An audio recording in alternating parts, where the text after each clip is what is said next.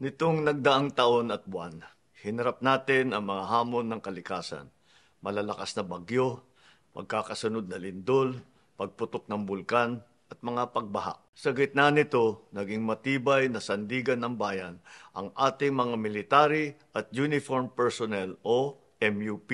Hindi rin nawawala ang banta sa ating seguridad. Ngunit panatag ang sambayanan dahil nandyan ang ating kapulisan at kasundaluhan. Ang ating mga MUP ang unang sumasagot sa tawag ng tungkulin kahit kaakibat nito ang mga banta sa kanilang kaligtasan. Sa lupa, tubig o himpapawid, hindi kayo nagdadalawang isip na magsakripisyo ng inyong kaligtasan para sa kapakanan ng bawat Pilipino. Bilang pagkilala sa inyong walang sawang paglilingkod, dedikasyon at husay, ating itataas ang base pay ng MUP. Kasama rito ang lahat ng military and uniformed personnel mula sa Department of National Defense, Department of Interior and Local Government, Philippine Coast Guard, Bureau of Corrections, National Mapping and Resource Information Authority. Ito ay ipapatupad natin sa tatlong tranche sa January 1, 2026, January 1, 2027 at January 1, 2028. Bukod pa riyan,